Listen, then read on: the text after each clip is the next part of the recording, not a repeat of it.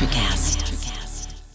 Why wait to see if you'll get something you like this Valentine's Day when you can go to BlueNile.com and find something you'll love? Whether you're looking to treat yourself to a little winter sparkle or show a galentine how much you appreciate them, Blue Nile offers a wide selection of high-quality designs, expert guidance, and free 30-day returns for the ultimate peace of mind. You can even design your own jewelry. Right now, save up to 50% at BlueNile.com. That's BlueNile.com.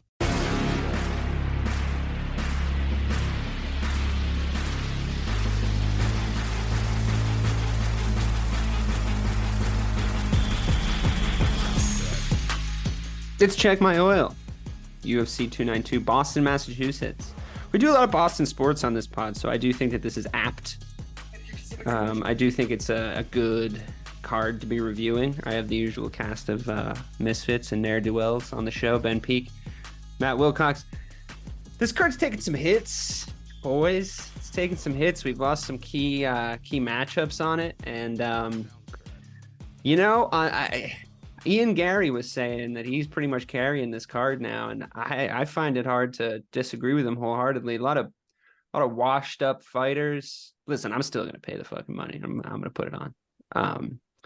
I just, as exciting as Sean O'Malley is, when it's a main event of two smaller than medically advisable men, I just don't love it. So I am looking forward to the Ian Gary fight. And I'm sorry if I sound negative, but I'm sure we can find some fun things, some front through lines in this bad boy as we go. It's always these cards that we make our dumbest bets, so I'm excited. Yeah, I hear you have some who the fuck is that guy bets lined up. By the end of this podcast, we're going to have a who the fuck is that guy parlay. That's cool. That was a really good impression, Matt. I almost thought he was here for a second. Who the fuck is that guy? Was that better? It's the guy that you're fucking up. Guy. You immediately become Matt Damon in The Departed at the end. I feel like he's going like Jack Sparrow on me. I don't really know what's happening.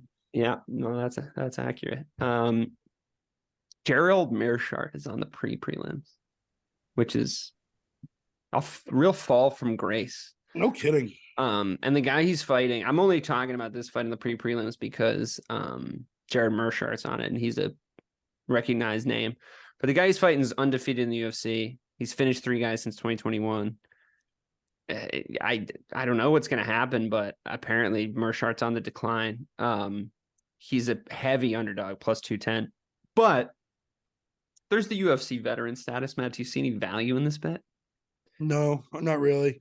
Mirshart took us for a bath the last time he fought, so he's not going to get my money from me again. Yeah, and me and you disagreed, and you were right, and I was wrong, and that's fine. You know, I'm a man. I'll take my losses when they come. But no, I don't see it here. I think it's all over. I think that's the reason he's on the early prelim, and I think I don't see a lot of value. Yeah, it was Pfeiffer, Joe Pfeiffer, the Pfeiffer demolished him. All right, we need a word for the winged dinosaur, pterodactyl. All right, that's a good one. Spell it. P. No, yeah, I'm not going to go with Mirshart on this one. But talk about a fall from grace. I feel like we were just talking about him being a gatekeeper, and now he seems to be on the other side of the gate. Yeah, I think Petrosky's a worthy value bet here. If you want to anchor him in a parlay, I think that might be smart. Ben, does it matter where you are on a card? I'm sure you've been up and down different cards at different prestige levels. Does it affect you? Is it like how, like, I would imagine maybe like, oh shit, I got to fight really early, or like the time that you're like spending in the day thinking about it, or like the amount of eyeballs on it if you're more of a main event. Like, I know you've been up and down cards. Like, do you think about that stuff? Yeah, it's funny, but your perspective on it changes. You want to stop fucking yawning? Can we run that one again? Let me get it out. Yeah, but I forgot what I was going to say. Your perspective on it changes as your perspective on the sport grows, in my opinion. I remember when I was starting out, and I would get the lineup a week or so before, and I'd be like, oh, I'm first or I'm second. And I'd be like, oh, because I was actually nervous. So then I'd get there and I'd be like, oh, I want time to settle into the locker room. And like, No, they pull you and they're like, wrap your hands because you're the first to go, and we're doing the fucking national anthem or whatever. And you're like, oh, fuck, you get your heart rate going. But then But at least you're fired up for America. Yeah, exactly. Of course. Indoctrination, big key thing of any sort of fighting. But then as my career went on, and it was just kind of like a run of the mill thing, and I like wasn't nervous going into it, and I would just be like, oh, okay, yeah, I've got to fight in 2 weeks. This guy's he's undefeated, great, cool, whatever, let's fucking see let's see what he's like. And but then I'd get there and I'd be like, oh, I wish I was earlier in the card. I wish they flipped it. I wish they did main event first, because then you have to sit around all night and you wait for all these you fights. Can't just go home. No, I mean when you're fighting. Oh, when you're later on the card, why just show up later now? Yeah, you do, but you have to be there for the rules meeting. You have to get cleared by the commission. They've got to do medicals. It's like a whole thing that you've got to get there for. You like listen. Yeah, it's such a pain in the ass that you do try to skip those a lot. I try to skip the rules meeting all the time. But I wasn't there. I didn't know. Whoops. But I think, in the perspective that you're saying of does it affect you to be lower on the card when... like would it affect him, would you think, because he used to be a main card guy? Like yeah dude, at this point fighting is so like your ego is so involved, there's no way to escape it, and this is what these guys do for a living. So imagine somebody at your work was like, you're not as good as you used to be, so you're gonna be a PA again, Dave. Oh no. Yeah, dude, that shit would fucking suck. I mean, he's still fighting in the UFC, right? I wonder. I mean, I guess this is like you can guess what the answer to this is based on Dana White's like entire personality. But do they get less money than they've gotten before? Like, are they putting a contract in front of you where it's like, well, it's just a prelim fight, bro. Like, you're just not getting that same show money that you used to get. I wonder, like, once you hit a certain threshold, usually, like you're saying, in the real world, if you hit a certain threshold of payment, it's people aren't pulling it back because you suck. Like, they just cut you or fire you. I wonder what the contract looks like, because I know that they give them multi-fight deals, right? But it must matter whether it's a fight night or if it's an actual UFC event. If you're early, it must vary. I don't know if the early prelims are eligible for bonuses either. I don't know if they're eligible to like win fight of the night or like. I know they're eligible for fight of the night. I know that really, because like not enough eyeballs are on them. So I would just imagine. I know.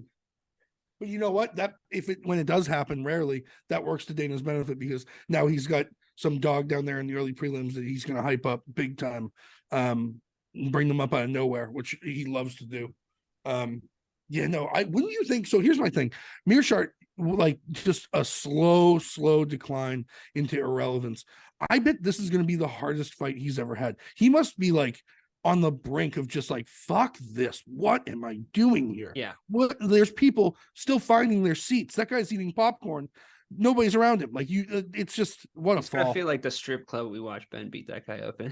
Yeah, but that was awesome. It's like Ben's early career was a lot like the end of The Wrestler starring Mickey Rourke. It's like, Jesus Christ, where are we?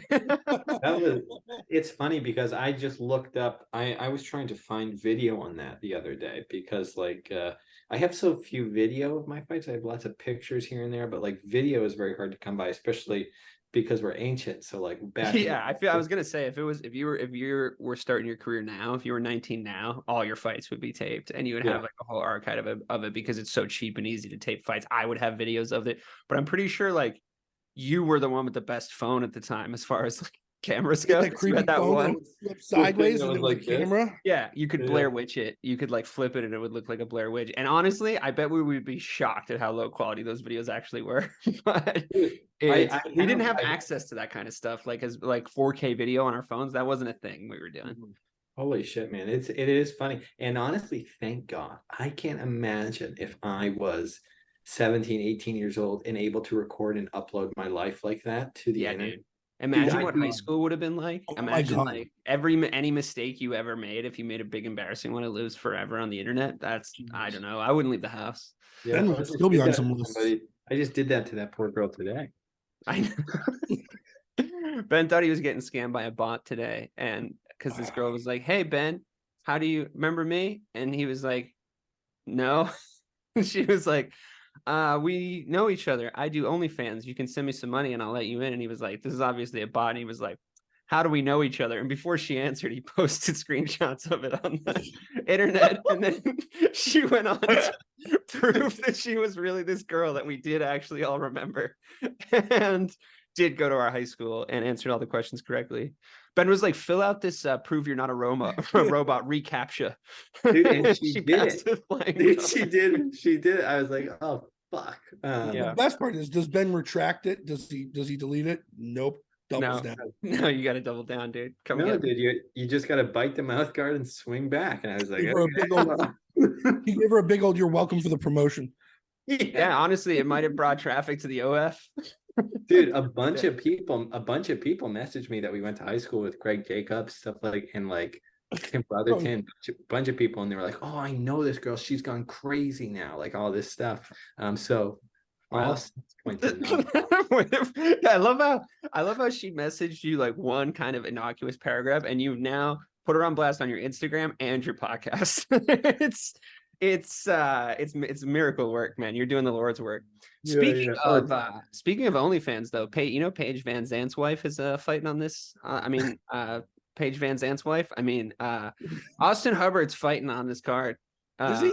Yeah. That's it. That's him, right? Am I like completely confusing him with? No, he's Austin Vanderford. Oh, I thought it was Paige Van Zant's wife. No. That's a fair.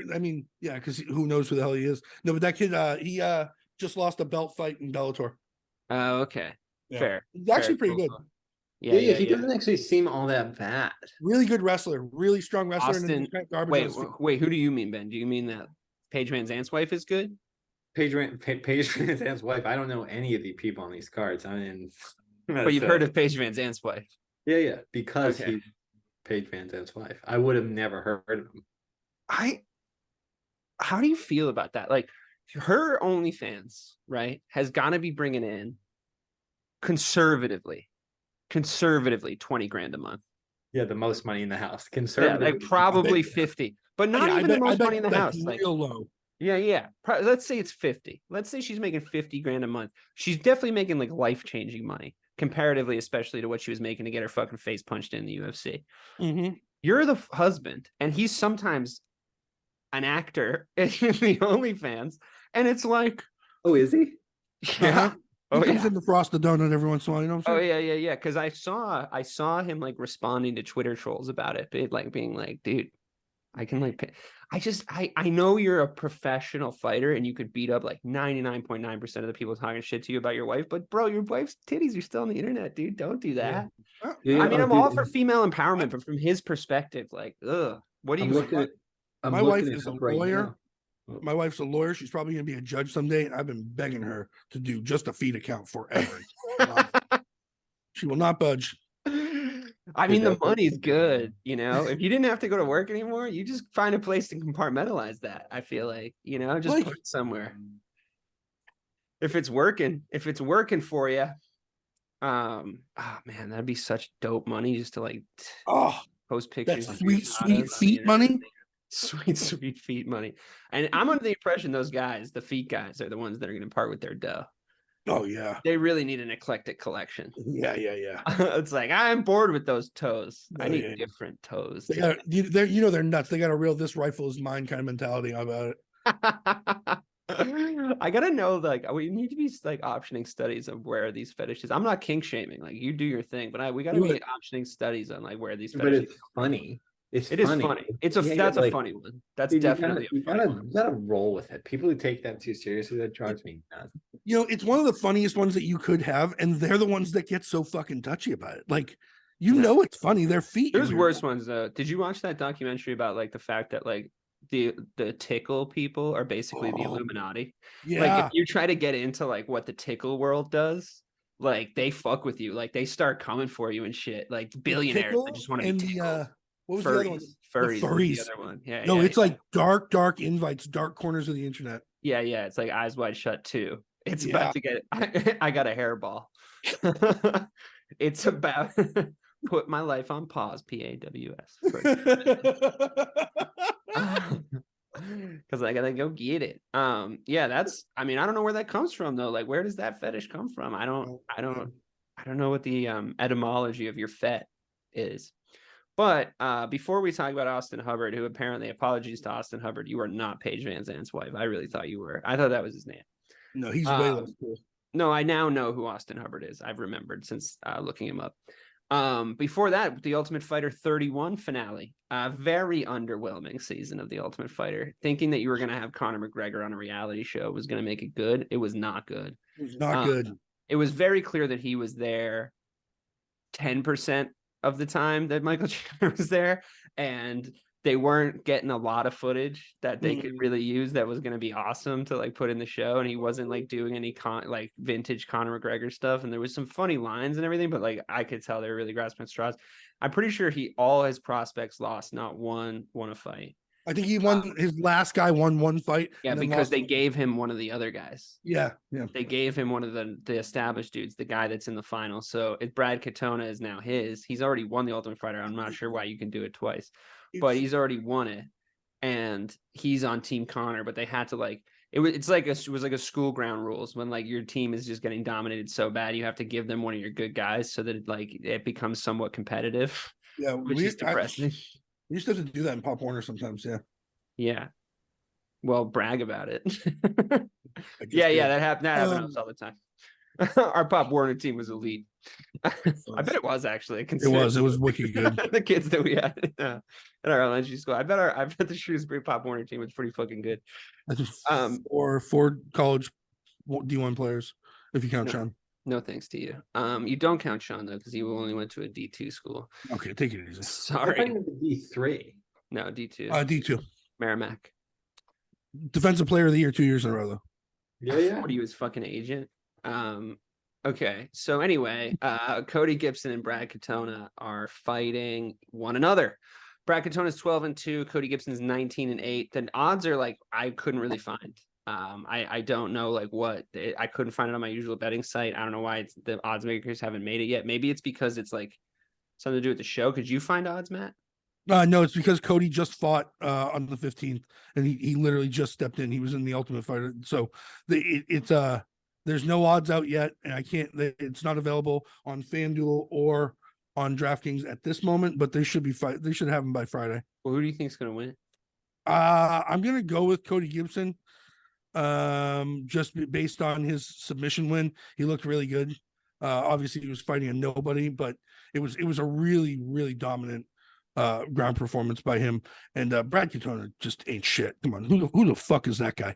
I mean, he's younger and he's got a better record in the UFC. Yeah, he's a little fella. Man, do you know anybody that was ever on the Ultimate Fighter? Oh, dude, I know a actual real life predator who has climbed the ranks. Name's Dan Simler. Climbed the ranks of Matt's just like shuts off his camera. He's a cop now too, if you can imagine that. And he got so for context, Ben's old jiu-jitsu coach and trainer, and he was very good at jiu-jitsu, right, Ben? Fantastic coach. Yes, he was good at jiu-jitsu himself, but moreover, he was an amazing coach. Yeah. He really knew which how is to great for him you into doing the moves. If you yeah. Oh god. So anyway, turns out that guy went on the Ultimate Fighter. Every fight starts standing up, and he got one of the worst knockouts I've ever seen. Well, but let's call it as this. He demolished that kid in the first round, like really, really had his way with him, and then got a little too cocky and got slept. Yeah, that doesn't matter. You got to go look up, if you're listening to this, go look up Dan Simler Ultimate Fighter knockout. It's the only time I've ever seen Quentin Rampage Jackson look like genuinely worried about something. Yeah. He was like, oh my god. All you have to do is type in worst UFC knockout ever, and it pops up. Yeah. That was bad. And then it turned out later he was a fucking predator for underage girls, and now he's a cop. So Ben knows somebody that was on the Ultimate Fighter, not the most glory-filled performance from Dan, but I also never really liked that guy. I also separately, I sparred with that kid pretty recently who's on this season right now. Who? Yeah, you knew what's kid who just won. Go ahead, sorry. Shut up. The kid who just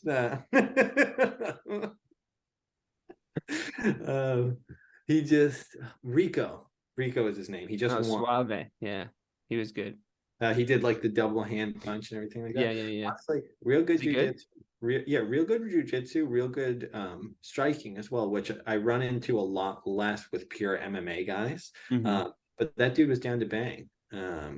He was good. Sweet. Okay, Kurt Hollabaugh and Austin Hubbard. Austin Hubbard's a favorite. He's won like all his UFC fights, I think.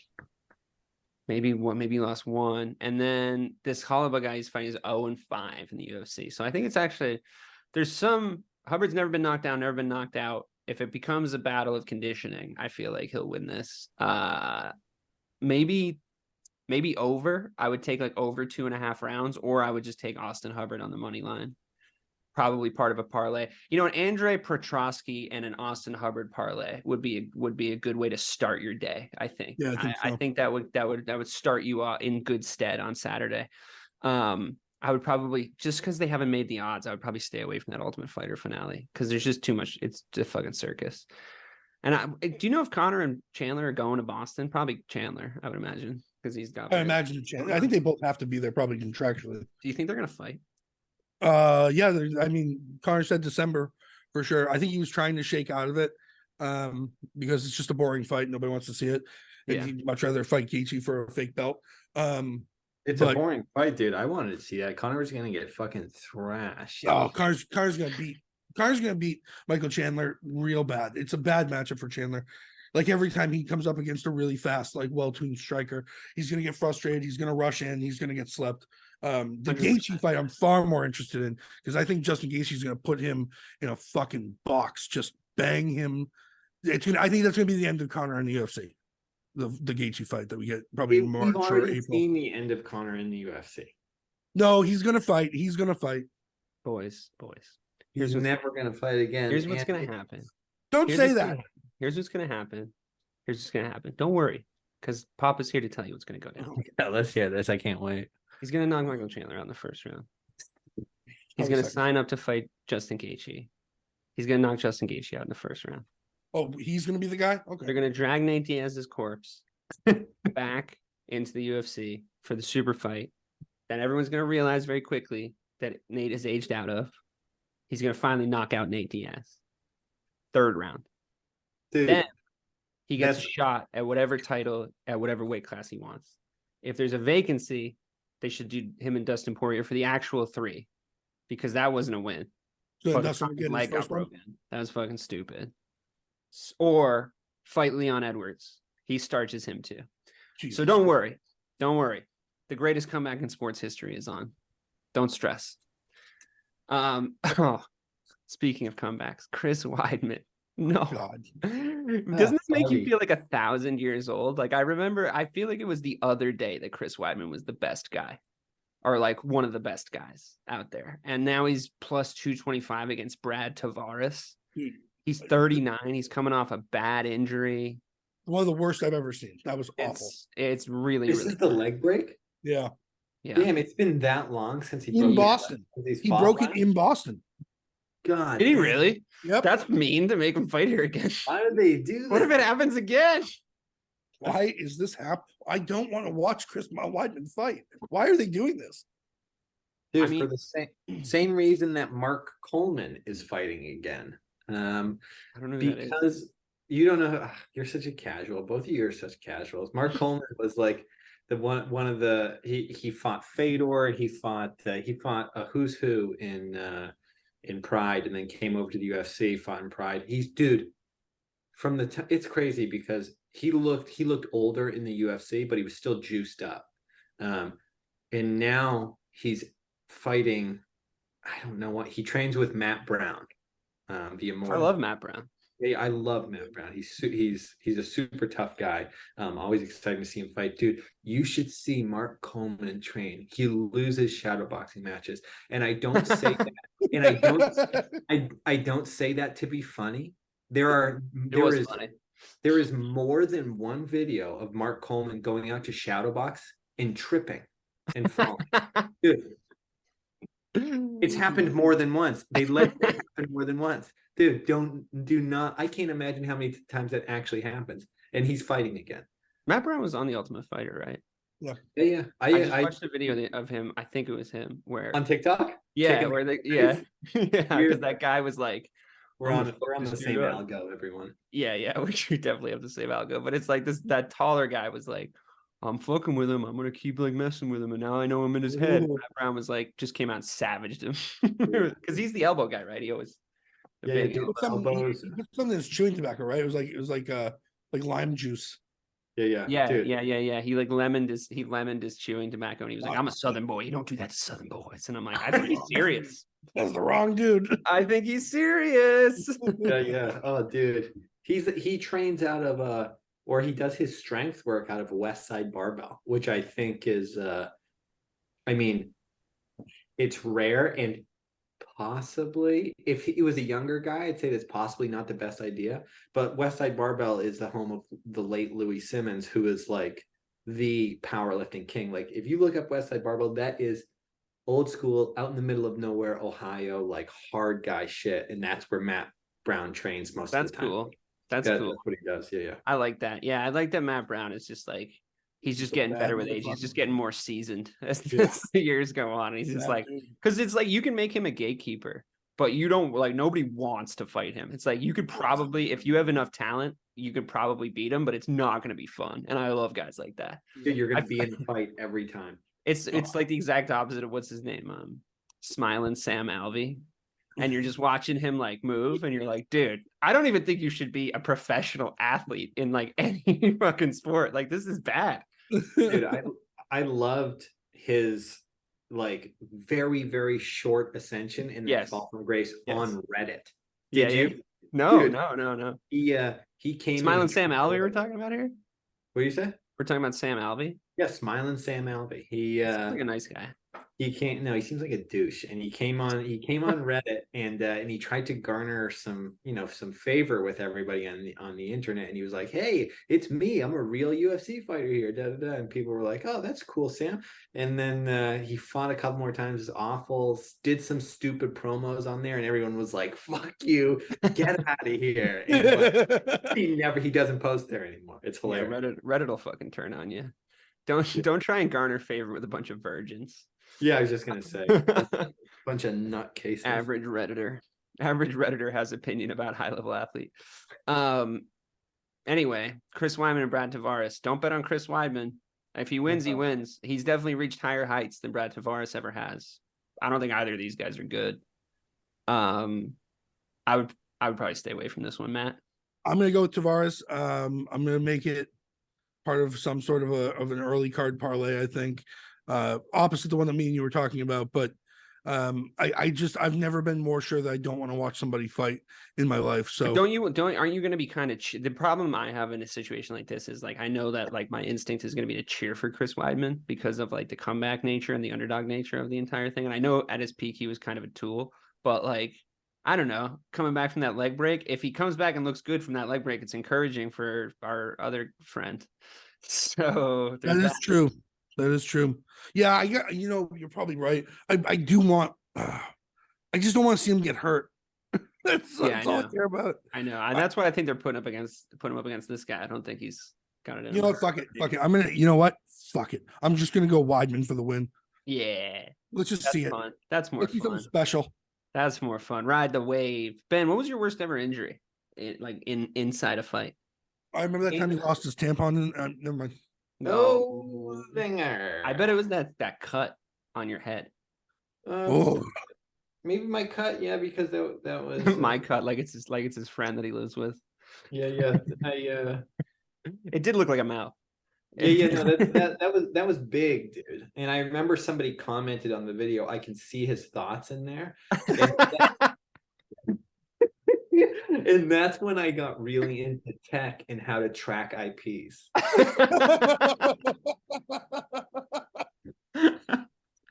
That's the funniest shit I've ever heard in my life. Dude, I can't stand that so many of the things that have like gotten to me even recently are good jokes. And I'm like, damn it, I wish like the Miyagi and the bow thing. I was like, son of a bitch, that was funny.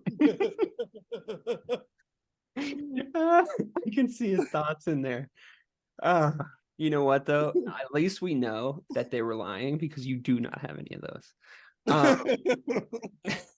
God, that's so funny. I wish that guy was here. He sounds hilarious. I can see his thoughts. It was me on a burner. Yeah. I used to troll Ben's fight videos. My actual comments would be, "That's my buddy in full support," and then it'd be like, "Toe tap at 97 says," I can see his thoughts. What a fucking loser. Dave, you forgot to switch accounts. Sorry. Sorry, No, Ben. dude, I'm just trying to draw traffic to your page, bro. Oh man. Cheeto versus Pedro Munoz. Cheeto, a man that's defeated the headliner on this card, emphatically, in fact.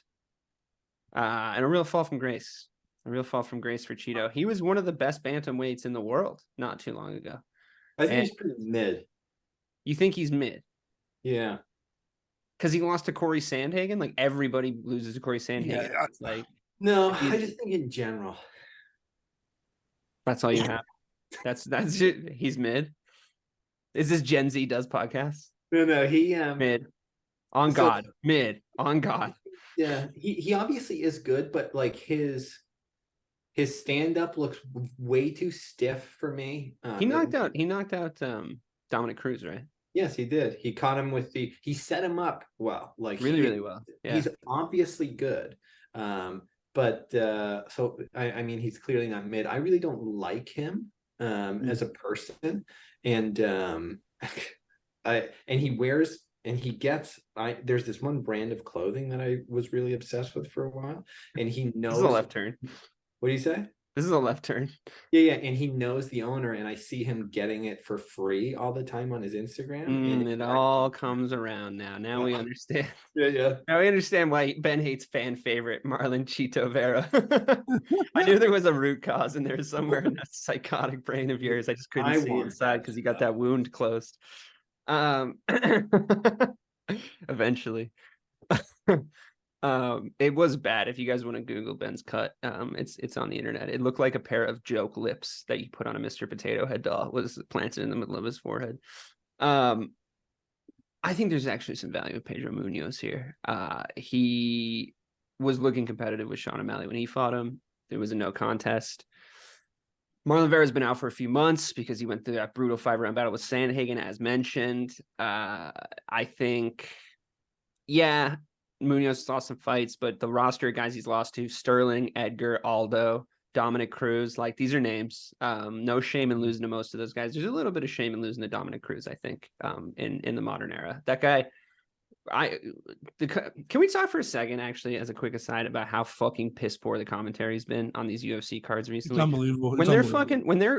First of all, they all have clear favorites. They all have these fighter meetings, and they obviously have, when they're talking to people, or they know them, or they're like, it's a small community and they've trained with them or whatever, they have clear fucking favorites. They're making absolutely no effort anymore to hide their bias, and they'll sit there and be like, for 3 rounds, be like, yeah, fucking Mike's doing great, and it's like, first of all, huge pet peeve, please say the name of the fighter that's on the fucking screen, because when you're going, well, Mike was doing good, but Joe was doing a little bit better, it's like a little frustrating when I have no idea who these 2 fucking guys are because they're on the prelims and I gotta like Google it. Firstly, secondly, you're trotting out Michael fucking Bisping, and like, I mean, I hate to even say it, Daniel Cormier's really dropped off, and like the secondary guy that isn't the main play-by-play guy. What the fuck? I'm blanking on his name now. It's not John Anik. It's not John Anik. The guy who's not John Anik, who sounds kind of more polished, but he's actually not. It's just like, it's been bad. It's been bad. The judging's bad. The refereeing's not much better, and the fucking commentary hasn't been great lately. I just think we need to like up the product around the bend. I don't want to hear from Michael Bisping or Dominic Cruz. Dominic Cruz in that flat monotone that he uses to commentate on fights, and he's like, he just says the most ridiculous shit because I just don't think he sees the world the same way as everybody else. Yeah. They've honestly, I think he needs to go and get checked for autism. I think if we start there, I think that would be a good start. He's one of those guys that like does too many wellness classes and shit, you know? Right. So like he has a different perspective, but he also just says everything with such extreme confidence. Yeah. Like every word out of his mouth is 100% a fact because he said it. And it's just frustrating. You know, Rogan does the same thing. Rogan does it to the degree where he's getting people killed for not taking fucking vaccines. But it's more offensive on a fucking fight card. And I'm just trying to relax on a Saturday and watch some violence. But Matt, do you think that there's... I think Rogan's the best one of He actually is. He actually is the best commentator that they have. Hate him. Other than John Anik. John Anik's a real class act. John Anik might be one of the best sports play-by-play people of all time. I agree. He's unbelievable. He's got a 99-mile-an-hour fastball. He could bring back Mike Goldberg. That guy was he was a character. Isn't he a Bellator now? No, he's probably not anywhere. I think his voice was really synonymous with like a lot of the prime UFC years, like that kind of here we go, like that. He was like bringing that. He was the Spike TV guy. Now they need an ESPN guy. I get it. Do you agree with me that there's any value in any of these bets on Munoz, Matt? Or maybe like I'm totally with you. And you know, I don't think you get to take anything away from Cheeto for that loss to Sandhagen, even though it was a split decision. Sandhagen like won that fight. It wasn't even really that close. He literally, Cheeto did not know what to do in that fight. He did not know how to get through to him. Didn't know how to close the distance. Pedro Munoz has fought a lot of really good fighters, and he has not looked bad really against any of them. The Dominic Cruz thing, it is what it is. Dominic's as dumb as he is. He's one of the most seasoned fighters at the weight class. So I really do think there is some value here at 160 for Pedro. Cheeto's kind of a head case too. So that loss probably has weighed on him a little bit. I don't know how he responds to that. So it's a close one for me, but I think I'm going to go with Munoz on this. All right. I think there's some value in that underdog bet also. Where were we? Ian Gary and Neil Magny. Jeff Neal is out. Neil Magny's in. I like Neil Magny. I'm a fan, but good God, Ian Gary's a minus 420 favorite. Neil Magny's plus 320. Ian Gary's not that good. Like for all intents and purposes, like we're making him a minus 420 fucking favorite in a fight against his first name, pretty much like his first guy that anyone's ever heard of.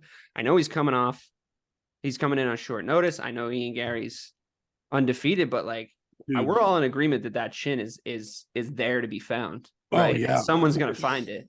So well, I don't know. Dude, I think if I'm betting this, I'm betting the under 1.5 rounds, which is plus 150. I might bet that under a round and a half, one way or the other. But you're not getting any value in minus 420 on Ian Gary. Is there any value? No, unless you make it part of a massive. I'm part of a massive parlay. Maybe throw it on Ian Gary, but man, first of all, this is not the guy that he wanted to fight. He called out what's his name?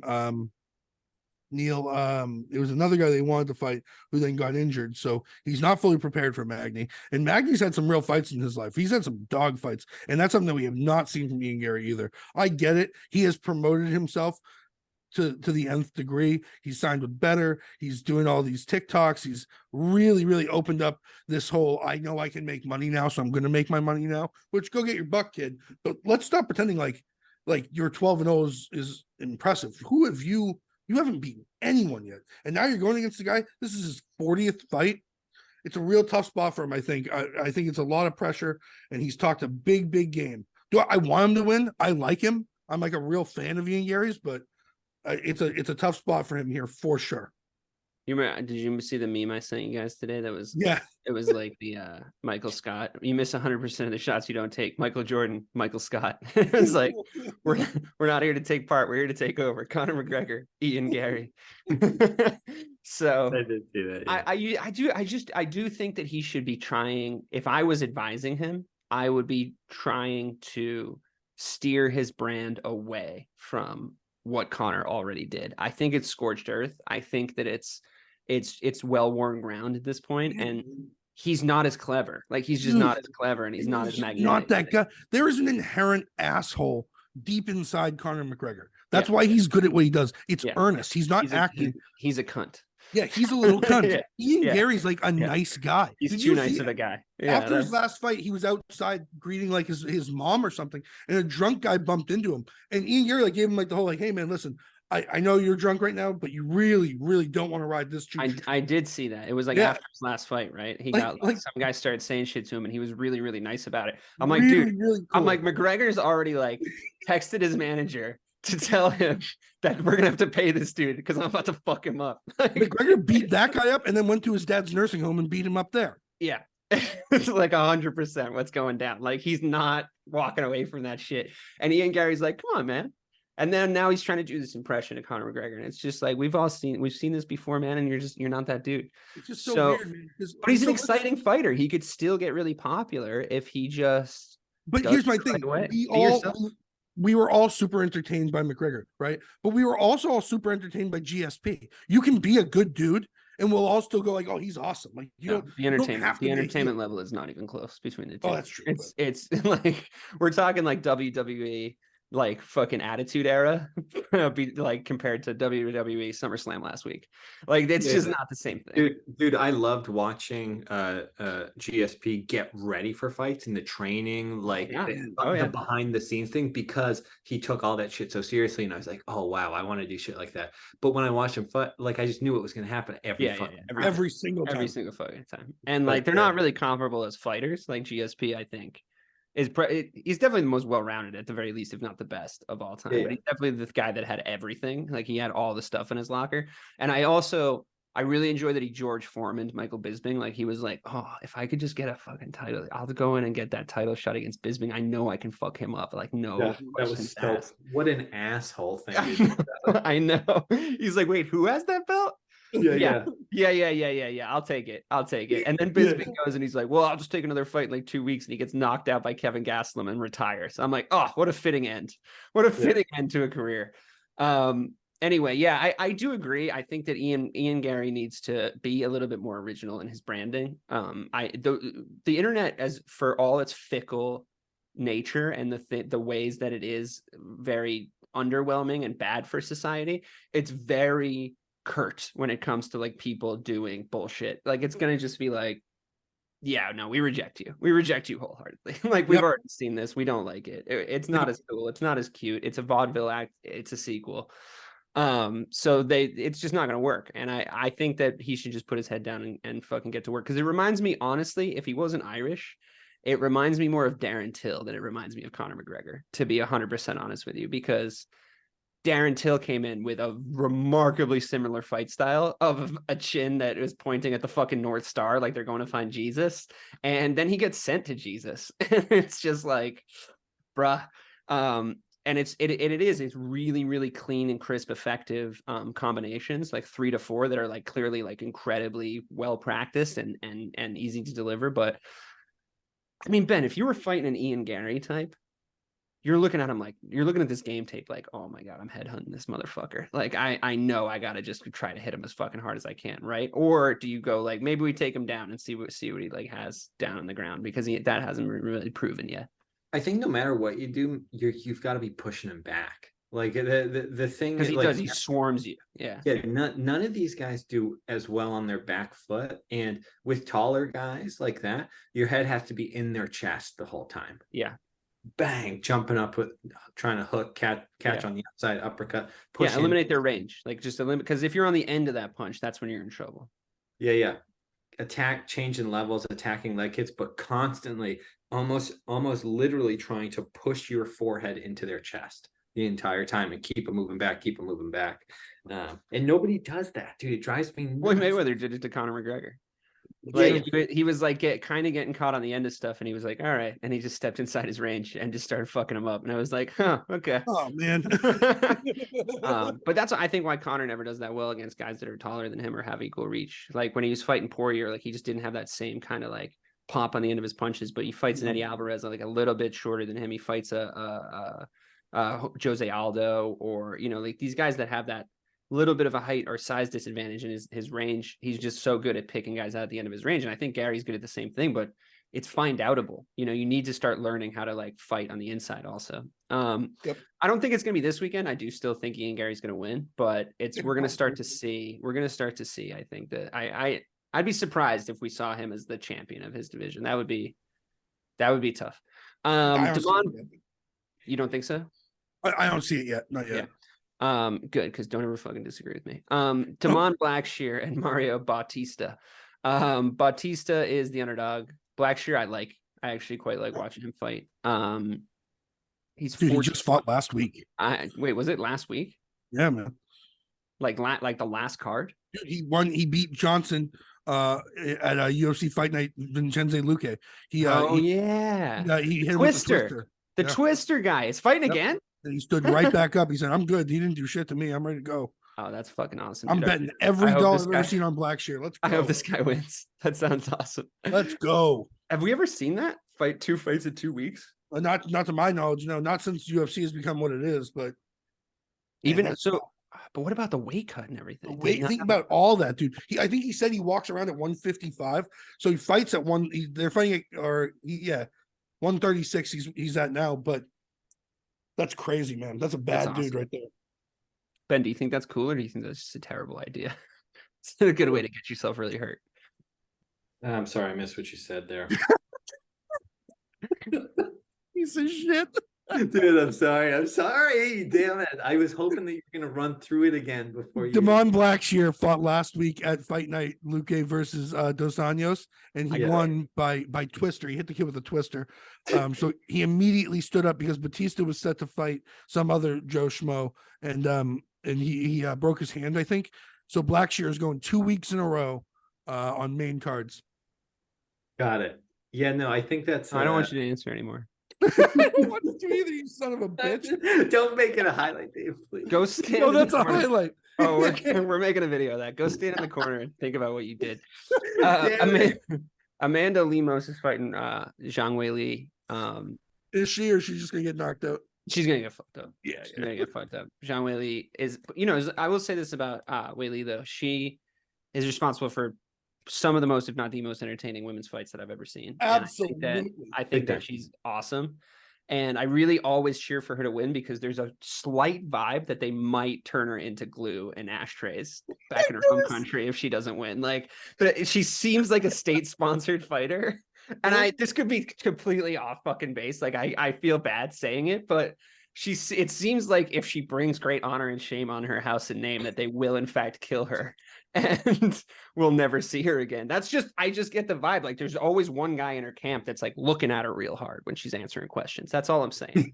That's all I'm saying. Okay. And this is based in nothing. I'm not basing this in any sort of real reality. It's just the vibes are off in that sense. In that sense, the vibes are off. And I just feel like maybe we should be watching to see if she's like tapping in Morse code, or like if she's, you know what I mean? Like if she's just trying to get a message across, so that she can finally win her freedom. Dude, Ben, you have some experience with this situation. When you're the victim of kidnapping. Oh wait, hold on a second. That's actually not. That didn't happen to you. Okay. You'd be more trouble than you were. So wait, hold on. But you say that, it's so funny. When Rose knocked her out the first time and she woke up, I got worried. Screaming, no. It's like, oh man, I would not want to go back to Beijing like that. I feel like maybe like her reaction was like, I just lost one of my little brothers. Like I remember when I was in 5th grade, I got in trouble, like big trouble at school. And I remember I thought it was smart in the principal's office to start screaming and crying that you can't tell my dad, he's going to kill me. You have no idea, he's actually going to kill me. And that created a whole different issue with DCF and them being like, are you actually not safe at home? That's what it reminded me of. It was like, no. You can't go home like this. This can't happen like this. Don't tell my dad. Please. He'll bring out the big shoe. Oh man, that's really, really funny. Yeah. Anyway, Amanda Lemos is gonna lose. So if you want to put Zhang Weili in a some sort of parlay, I would do that. Yeah, plus they're setting up Zhang Weili for that fight with the other Chinese woman. I think it's like Yan. Her name's like John Yao Zhang or something like that. You better be close, bro. You better be close. I think I'm pretty actually close. But they want to line them up for a Chinese fight, for a fight in China. So this is just a stepping stone for Weili to be back at #1 spot. All right. Well, I'm excited for her, and I really do hope she wins because I think there's bigger things at stake here. Sean O'Malley, Aljamain Sterling. Listen, the smart money, obviously, if you know anything about this sport, is on Aljo. He's taking this dude down. almost immediately and choking the fucking life out of him. But I will say this. Sean O'Malley is a lot more likable than Aljamain Sterling. Like, a lot more likable. It's happening in Boston in the TD Garden. So I guarantee you the crowd is going to be a Sean O'Malley crowd and not an Aljamain Sterling crowd. Aljo is really talented, but that fucking thing he did against Dariush when he was like faking being like all out of it with the knee and it was clearly fake. And then he like threw the belt down. I know he went back and like Peter Yan beat him, or sorry, Peter Yan. I know he trains with Dariush. Ben knows some people that are training with them, I guess, in Boston this week. But I just think that would really soured me on him, and he's just not my favorite champion in that way. Also, there's some damning like when it comes to sports, I'm not usually a huge fan of like trotting this out, like any sort of advanced metrics, because like people who watch sports, they know how to do an eye test better than any of your like advanced metrics, and you just sound like a geek and you're geeking up my sports, and I just don't like it. But like there's a weird damning stat that like I guess Sterling's only finished like 28% of his takedowns over the last few fights, like 5 to 7 fights or whatever. So yeah, to me it's like I'll posit this question to Ben. If you know what's going to happen, if you're Sean O'Malley, right, and you're in this situation where you know that you're viscerally outclassed in the wrestling department and you know what he's going to do and there's no doubt in your mind, does that help you at all? Where it's like, I gotta just let him not get his hands on me and I can find that fucking chin because I know O'Malley can knock him out. I know he can't. I just don't know if he's gonna. Yeah, I think if the game was reversed and O'Malley was like the hardest dude coming in new, and you obviously know he's going to strike with you, quite frankly, it's easier to nullify that than it is to nullify someone just all they have to do is get 2 hands on you, like a hand on your leg. They have to get underneath your punching range, something like that. It's a fight, and like distances open and close. They're in close, and then all like it's there's no way to stay away from him the whole time. Yeah, you're going to have to grapple. So yes, it does help you decide what you're going to have to concentrate on. Like, how do you slide? How do you switch your hips? How do you stand back up? How do you use the cage to get back up? Because you're going to be on the ground at some point. There's no getting away. Yeah, it's going to happen. But how do you nullify then the position that comes next? Yeah. Like, obviously you want to fight the hands and do that, like, to stop it, and you want to be in and out. But I think if it was reversed, it would be easier. But I think Sean O'Malley is going to have a hard one with this. I've counted both of these guys out every single fight that they've ever been in. So it's like difficult for me to decide who to count out here. But I think I'm going to count out Sean O'Malley. It's going to be a long night for him. And it's also going to be sort of determinate on the card, because if he just gets wrestle fucked for 5 rounds, or he gets like immediately taken down and choked out, which is also a distinct possibility, it's gonna make the card's gonna be like so fucking underwhelming if that happens. Like, the co-main is a lock.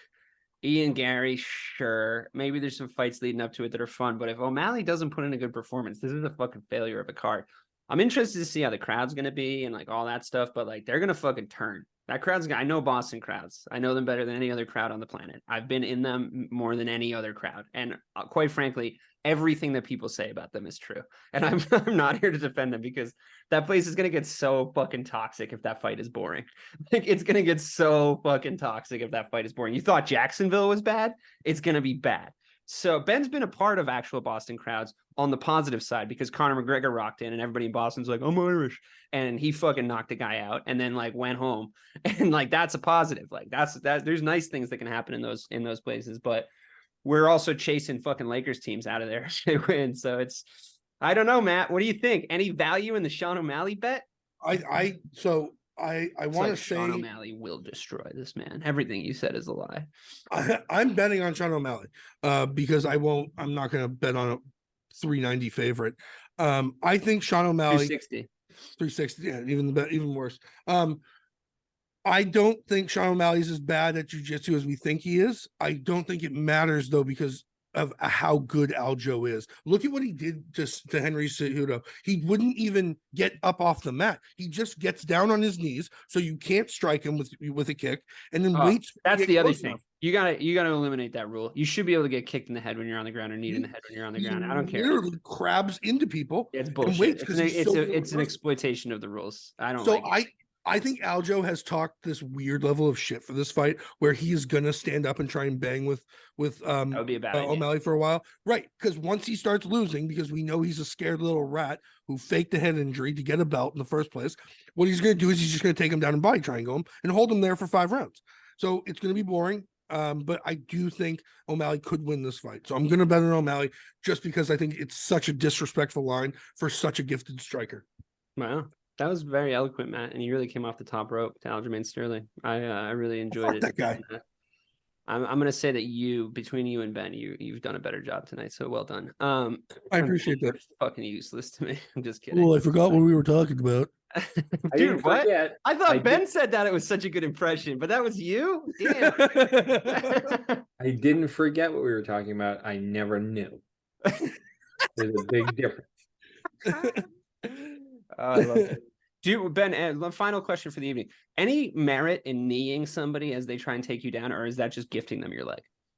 It's high risk, high reward. It's hard to aim. And you don't always see it work, but when you do see it, it's pretty spectacular. But I think more so it's hard to get the timing right, because if you do get that ascension and you're off the ground, you're flying, then you're a lot safer than, say, when you were about to lift up, your feet are on the ground, your hips are up, which is when normally you'll get caught, because you shoot a takedown when you can touch the person already. So what would you say is the smartest MMA defensive takedowns? You think just sprawling, like old school, like get my fucking hips out of the way, or do you think it's like, okay, he's got me on the fence, control the head, turn him out, or try to offensively wrestle to like try to nullify him or cancel it out? I guess it's situational, right? Depends who you're coming up against and what your skill set is. Well, I think as a striker, quite frankly, the best takedown defense, which we never see utilized, is the jab, because in MMA, you don't see the jab utilized that much. If you could have a whip-like jab and you're just popping, then you're going to have that person's timing down, and they're going to try to time you. And if you start to add fakes, then they're going to go for the takedown underneath it. You're going to be able to see it. I think the jab, from a striking perspective, is truly the best takedown. It is really weird how little we see elite jabbing in the UFC and in high-level MMA in general. It's really strange because it's always been known. Like, I grew up watching heavyweight boxing, and I never liked them, but I would always tune in for the Lennox Lewis fights. My dad would put them on. And, like, that guy was enormous, and he had a rocket of a punch, but all he ever did was fucking jab people in the face because his arms were, like, go-go gadget arms. They were, like, fucking 9 feet long. So that's all he ever had to do. He just, like, lived on the jab. Just fucked guys up with jabs until finally, like, they were bleary-eyed, and then he would just put them away. And I always thought it was a little boring, but fundamentally, it's so sound. And, like, nobody in MMA has an elite jab that I can think of. And it's like, it is the control. It's the rangefinder. It's the control. It's like, it's a setup. And like, I think a lot of it is that hand control thing, because instead of jabbing, guys are grabbing gloves and trying to find range that way, because they know that like a grappling exchange could happen like super, super quickly. So they don't want to overextend, I guess. But man, I really think there is going to be somebody that comes around the corner with a fucking elite jab, and they're just going to dominate a division at some point in the future. So you heard it here first, folks. Thank you to Ben, I Can See Your Thoughts Peak, Matthew, Mr. Miyagi Wilcox, and myself, DK Sizzle, Dave Clark. This has been Check My Oil. Have a great day, everybody.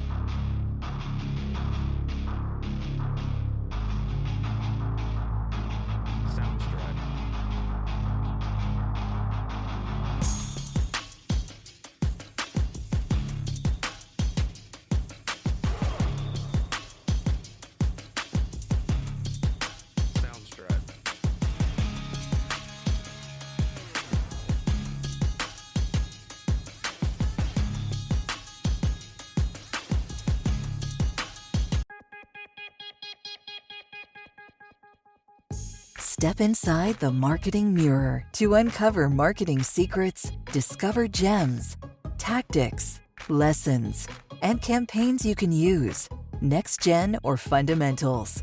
Grab the marketing magic to improve your marketing and win more business.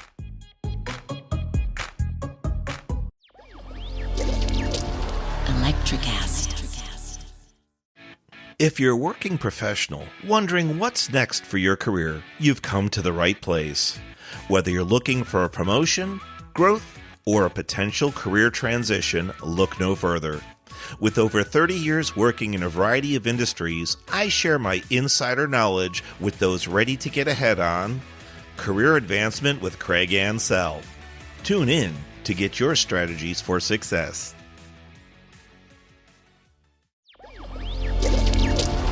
Electricast.